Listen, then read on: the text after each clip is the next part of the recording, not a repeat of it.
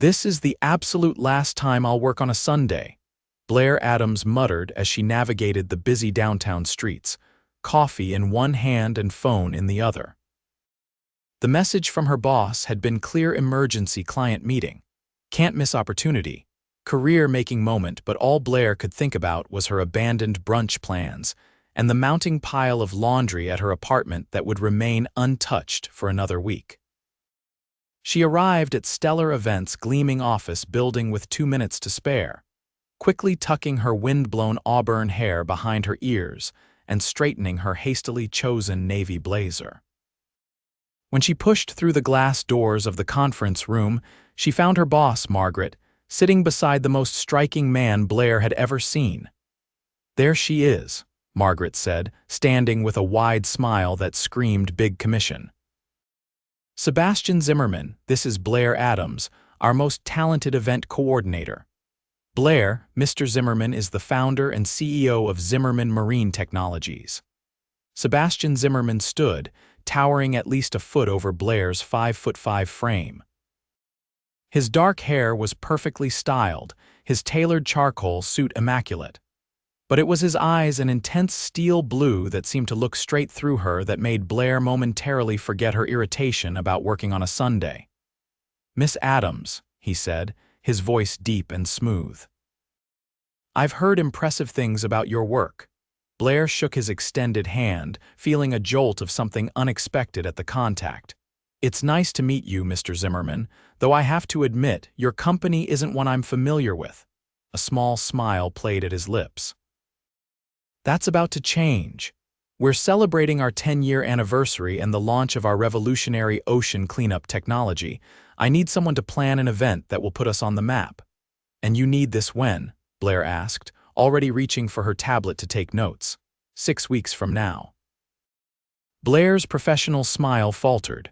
6 weeks for a major corporate event, impossible timeline, unlimited budget," Sebastian replied simply.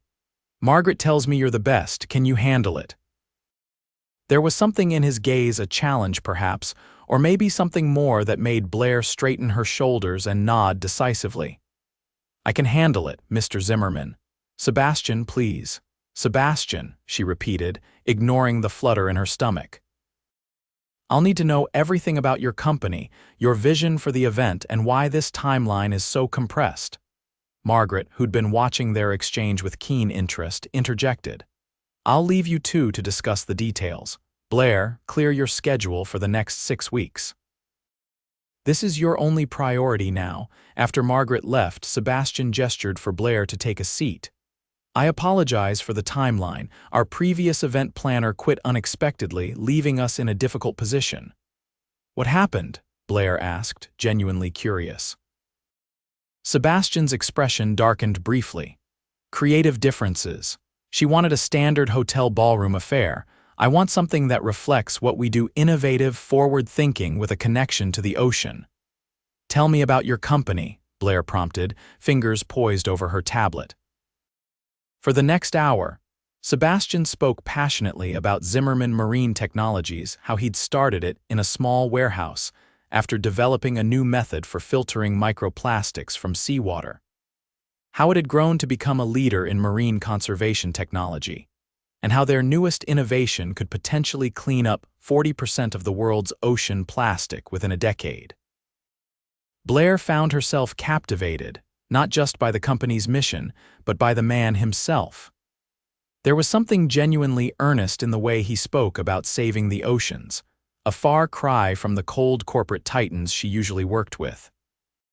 "So," Sebastian concluded, leaning forward slightly, "can you create something extraordinary in 6 weeks?" Blair tapped her pen against her lips thoughtfully. "What about the New England Aquarium?"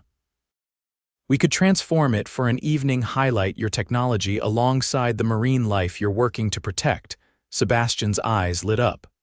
"That's exactly the kind of thinking we need. When can you start?" "I already have," Blair replied with a smile, already making notes. "I'll need daily access to you or someone on your team who can make decisions quickly." "You'll have me," Sebastian said, his gaze lingering on her face a moment longer than necessary. I prefer to be hands-on with projects this important. Blair nodded, ignoring the warmth that spread through her at his words. This was business, nothing more. The fact that Sebastian Zimmerman was handsome, passionate about his work, and apparently single, she'd noticed the absence of a ring, was irrelevant. She had a job to do, a nearly impossible deadline and a career-defining opportunity. I'll send over a preliminary proposal by tomorrow morning, Blair said, standing to signal the end of their meeting. Sebastian rose as well, extending his hand once more. I look forward to working with you, Blair. As their hands touched again, Blair felt that same inexplicable spark. She quickly withdrew her hand, nodding professionally. Likewise, Mr. Zimmerman. Sebastian, he corrected with a small smile. Sebastian, she repeated, gathering her things. I'll see you tomorrow.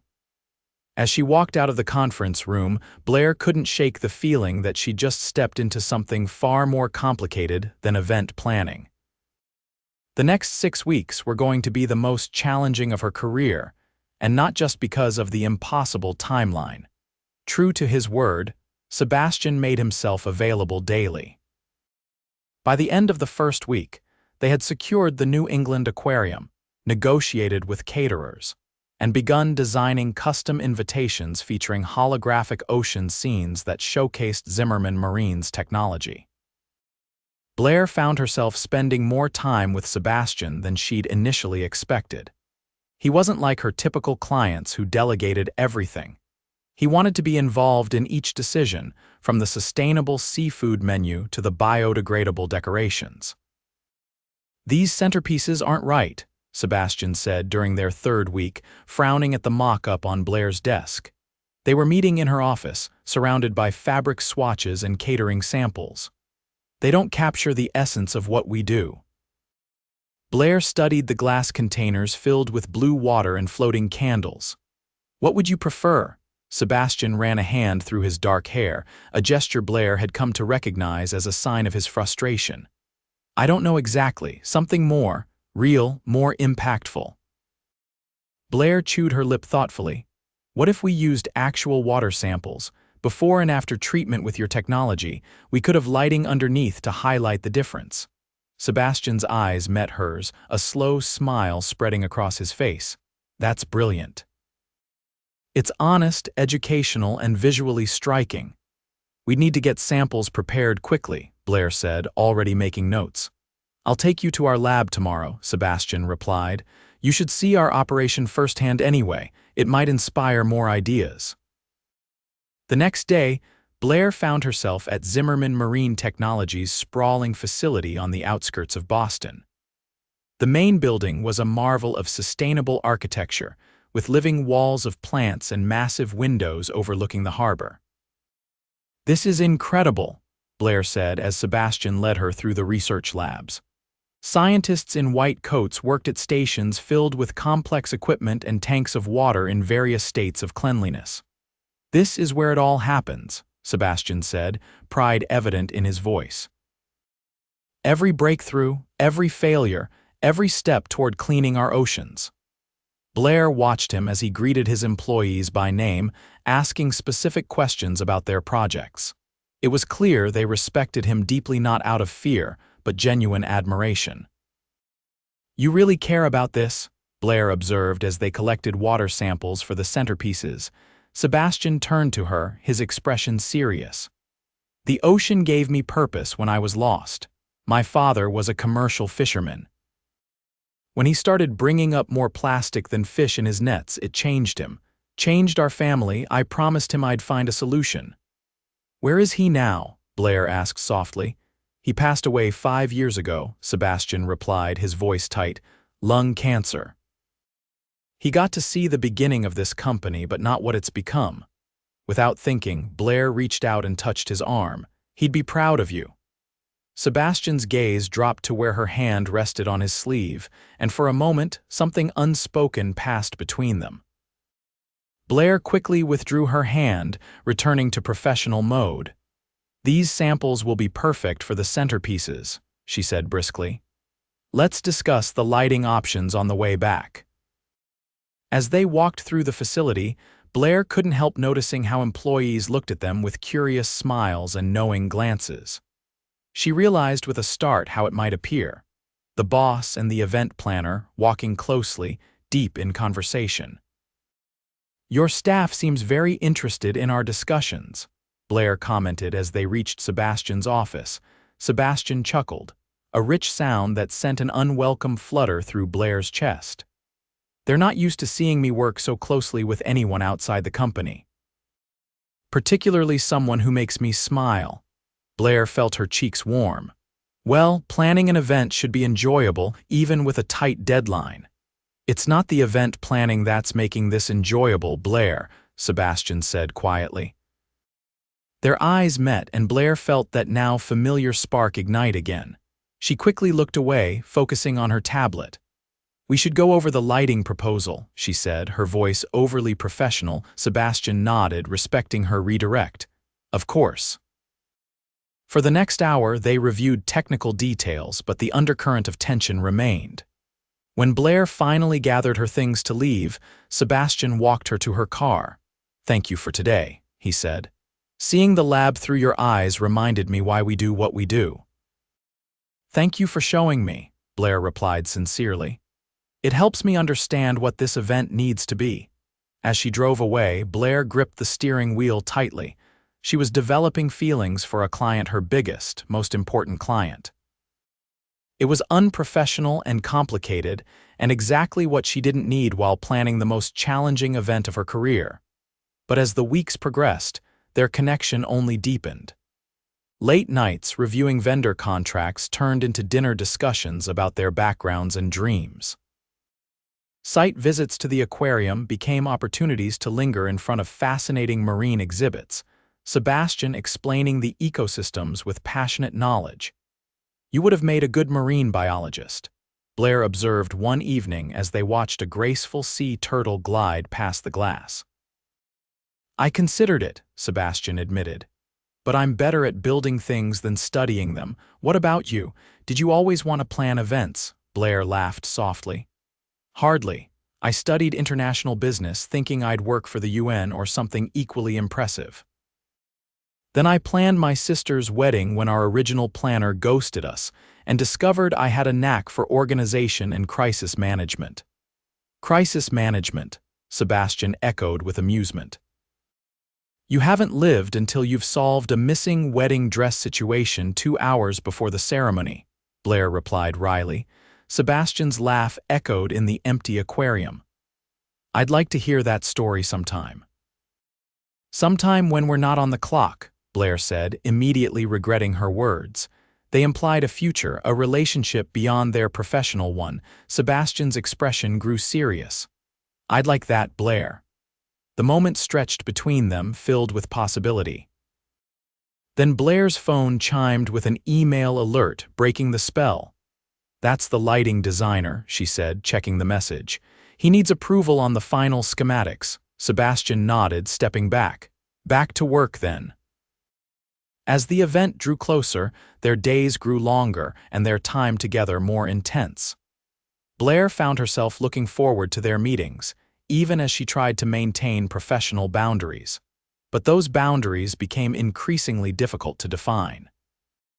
"You've barely eaten all day," Sebastian observed during their final week as they worked late in his office reviewing the guest list. Blair glanced up from her laptop. "I'm fine. We need to finalize these seating arrangements." Sebastian stood, stretching his tall frame. "We need to eat." "Come on, I know a place nearby that stays open late." Before she could protest, he had helped her into her coat and guided her out of the building. The restaurant was a small Italian place with dim lighting and quiet corners. As they settled into a booth, Blair realized this was dangerously close to a date. "This isn't necessary," she said, even as her stomach rumbled at the scent of garlic and tomato sauce. "Taking care of the person who's been working tirelessly for my company." "I disagree," Sebastian replied, ordering a bottle of wine for them to share. The meal was delicious, the wine excellent, and the conversation flowed easily. Blair found herself relaxing, laughing more freely than she had in weeks. Tell me something about yourself that isn't on your professional bio, Sebastian said as they shared a tiramisu. Blair considered the question. I collect vintage maps. My apartment walls are covered with them. Maps, Sebastian looked intrigued. Of anywhere in particular? Coastlines mostly, Blair admitted. I've always been fascinated by where land meets water, the ever-changing boundary. Sebastian's eyes held hers. Another connection to the sea, perhaps we were destined to work together. Blair took a sip of wine to hide her reaction. Your turn. Something not in your Forbes profile. I live on a boat, Sebastian said. Not a yacht or anything ostentatious, a restored wooden sailboat. It's docked in the harbor. Blair raised her eyebrows. A billionaire who lives on a boat rather than in a penthouse. That's unexpected. I like being close to the water, Sebastian shrugged. And it keeps me humble. Hard to get too full of yourself when you're constantly fixing leaky pipes and weatherproofing hatches. The image of Sebastian in work clothes, tools in hand, repairing his boat was oddly appealing. Blair pushed the thought away. We should get back to work, she said, though it was well past 9. Sebastian studied her face for a moment. You're right. But I've enjoyed this, Blair. Thank you for indulging me. As they walked back to the office, their hands brushed accidentally. Blair felt the now familiar electricity between them and deliberately put space between them. 3 more days, she said, referring to the event. Everything's coming together. Thanks to you, Sebastian replied, his voice warm in the cool night air. When they reached the building, Blair made an excuse about needing to make calls from home and said goodnight. As her taxi pulled away, she watched Sebastian standing on the sidewalk, looking after her with an expression she couldn't quite decipher. The day of the event arrived with the controlled chaos Blair had come to expect. She was at the aquarium at dawn, overseeing the transformation of the space. The centerpieces with their striking water samples were positioned perfectly. Sustainable blue and green lights illuminated the exhibits, and the custom stage featured a backdrop of real-time ocean cleanup data. By afternoon, she was running on adrenaline and coffee, directing staff and resolving last-minute crises. She barely had time to change into her formal attire, a flowing sea blue gown that complemented the event's theme before guests began arriving. You've created something magical. Sebastian's voice came from behind her as she checked the final details at the welcome table. Blair turned to find him looking devastating in a tailored tuxedo, his eyes traveling appreciatively over her dress. We created it together, she corrected, suddenly self-conscious under his gaze. You look beautiful, he said quietly, stepping closer. Like you belong in this ocean world we've built. Blair's heart raced. Sebastian, I miss. Adams, the governor, just arrived, one of the staff interrupted, breaking the moment. Blair nodded, professional mask sliding back into place. Duty calls. For the next several hours, she moved through the event, ensuring everything ran smoothly. From her vantage points around the room, she watched Sebastian work, the crowd charming investors, engaging with environmental activists, and presenting his technology with passionate conviction. The presentation was the highlight of the evening. Sebastian took the stage, the ocean cleanup data swirling behind him, and delivered a powerful speech about the future of marine conservation. When he demonstrated the technology using one of the water samples from the centerpieces, the audience erupted in applause. None of this would have been possible without one person who believed in our vision and translated it into this extraordinary event, Sebastian said, his eyes finding Blair in the crowd. Blair Adams, would you join me on stage? Surprised, Blair made her way to the stage, conscious of all eyes on her. Blair didn't just plan a party, Sebastian continued, taking her hand as she reached him. She understood the heart of what we do and found a way to make everyone in this room feel it too. That's a rare gift. The crowd applauded and Blair felt a flush creep up her cheeks. This wasn't standard client behavior, it was personal, meaningful. Thank you, she murmured as they left the stage together. I meant every word, Sebastian replied, his hand still holding hers. They were interrupted by a group of investors wanting to speak with Sebastian, and Blair slipped away to handle a minor issue with the dessert service. By the time she returned, Sebastian was deep in conversation with a prominent environmental activist. The rest of the evening passed in a blur of congratulations and minor crisis management. It was after midnight when the last guests departed, leaving only the cleanup crew and a few Zimmerman Marine staff. Blair stood by the massive central tank, watching a school of fish dart through the illuminated water.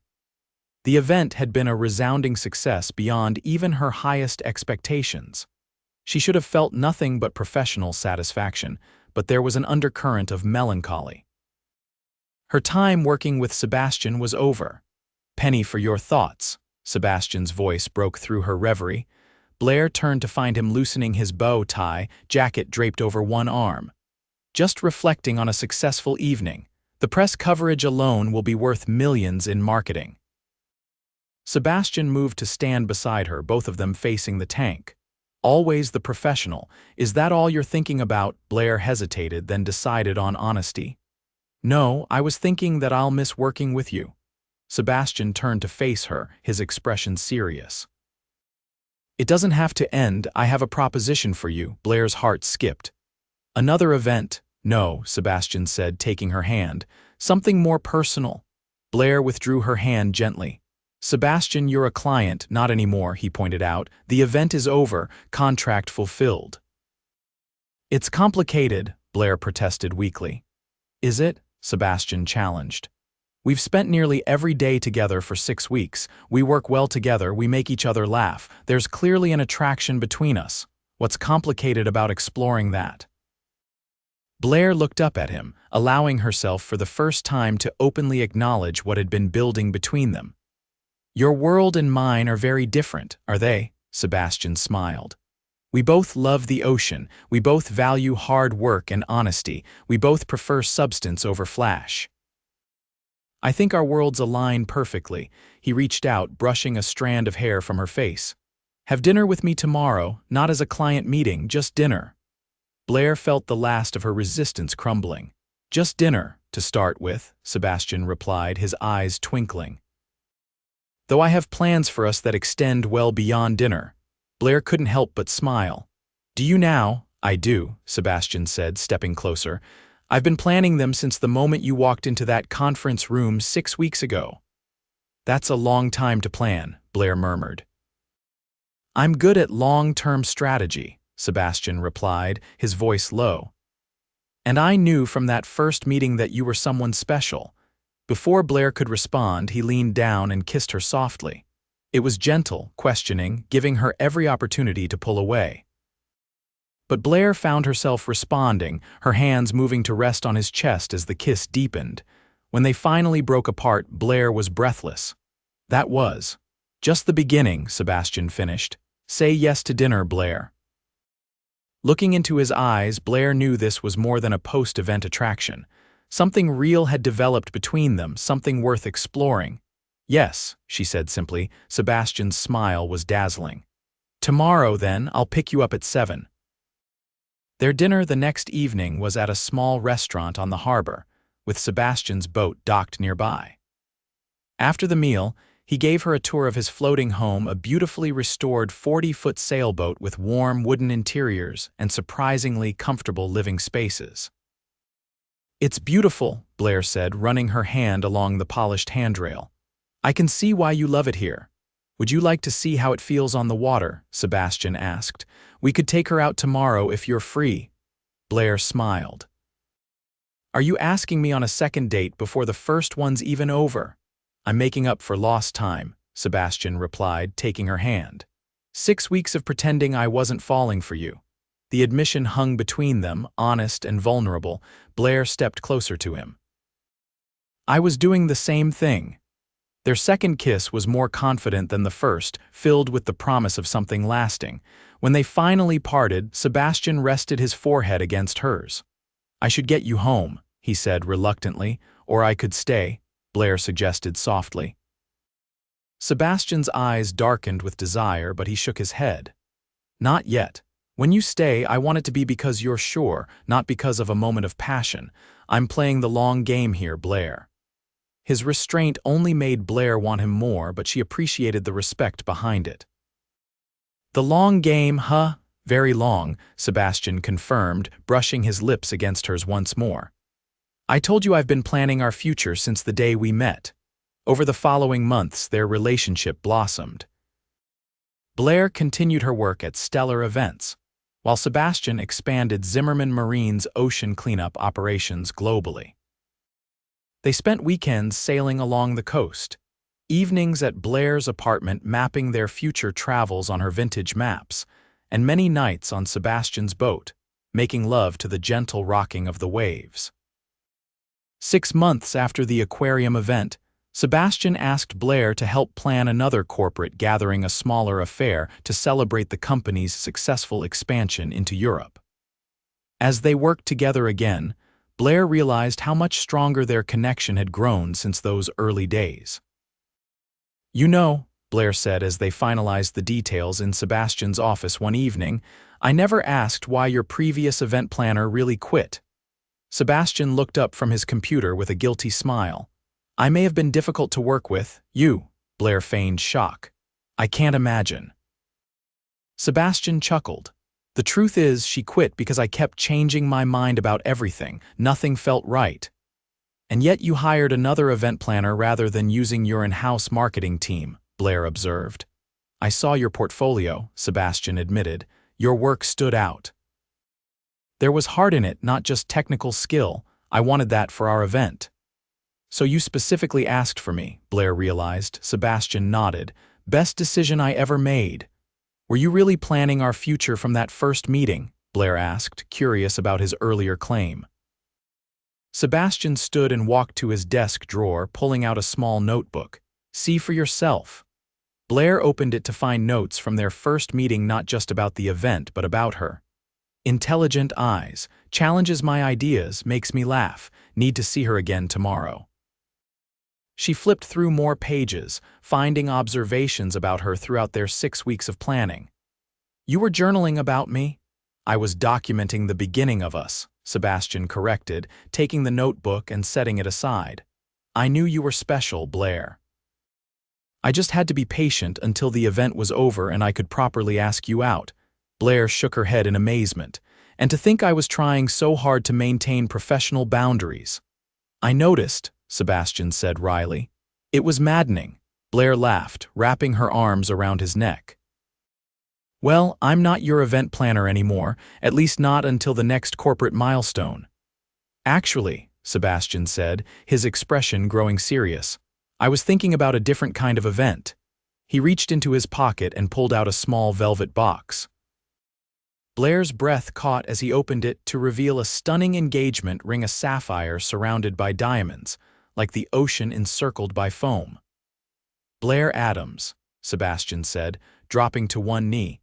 "You walked into my company to plan a party and ended up becoming the most important person in my life. Will you marry me?" Tears filled Blair's eyes as she nodded. "Yes, absolutely yes." As Sebastian slipped the ring onto her finger and stood to kiss her, Blair marveled at how a Sunday work emergency had changed her life forever. "Just one condition," she said when they finally broke apart. "Anything," Sebastian promised. "I'm not planning our wedding," Blair declared firmly. "I'm hiring someone else so I can just enjoy being the bride." Sebastian laughed, pulling her close again. "Deal, though I do have some thoughts on the venue."